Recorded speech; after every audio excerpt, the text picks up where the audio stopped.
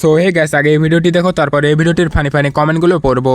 ভাই এসে আমাকে বলছে তুমি এখনো ওকে খেতে দাওনি কেন? সুমির বাড়ির ডাক্তার হচ্ছে ওর ভাই। এখন যেহেতু সুমির বাইরের খাবার একদমই খাওয়া বন্ধ, ওই জন্যই কোথাও গেলে বাড়ি থেকেই খাবার নিয়ে যেতে হয় ওর জন্য। কারণ শরীরটা খারাপ হয়ে খাওয়া দাওয়া একদম কমে গেছে, যার জন্য ওর ঘন ঘন খিদে পায়। সে যাই হোক, সুমিকে একটা ডাক্তার দেখিয়ে তো আমরা বাড়িতে চলে আসলাম, আবার আমাদের বেরোতে হবে। এখন সুমিকে 3 বারই গরম গরম রান্না করে দিতে হচ্ছে। বাড়িতে এসে একটু দেরি না করে তাড়াতাড়ি সুমির জন্য রান্না বসালাম, কারণ আবার ডাক্তার দেখাতে বেরোতে হবে। মায়ের যত বড়ই কষ্ট হোক, ছেলে মেয়ে সুস্থ থাকলে মায়ের সব কষ্টই দূর হয়ে যায়। যখন আমার সুমি বলে মা আমার খুব কষ্ট হচ্ছে, মাঝে মাঝে আমাকে এটাও বলে আমার শরীরটা যে কেমন লাগে মা আমি বলতেই পারছি না। এবার তোমরাই আমাকে বলো, এই কথাগুলো শোনার পর আমি মা আমার কেমন লাগে। শাড়িটা পাল্টানোর আর আমি সময় পেলাম না, ছেলে মেয়েকে খাইয়ে নিয়ে আবার বেরিয়ে পড়লাম ডাক্তার দেখাতে। কারণ तो चलिए शुरू करते हैं। শরীর খারাপ ঠিক আছে, কিন্তু মেকআপ করা বন্ধ হবে না এদের কখনো।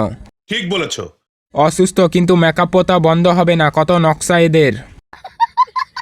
আসলে ঘুন্নি কাকিমা, তোমার সুমির রুটিন শুনতে কি আমরা এসেছি এখানে? দেখে মনে হচ্ছে সিজার হয়েছে, অমন করে আস্তে আস্তে পা ফেলছে হেলে দুলে।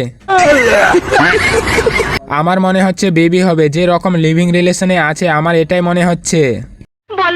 আমরা তো ভুলেই গেছিলাম ওনার নাম যে সুমি, তার জন্য তো ওর মা এই ভিডিওতে 17 থেকে 18 বার সুমি সুমি নাম বলল। সঠিক বলেছেন। খালি সুমি সুমি, সুমির ছাড়া বলক বানানো যায় না। এই বেডি কি শুরু করলো?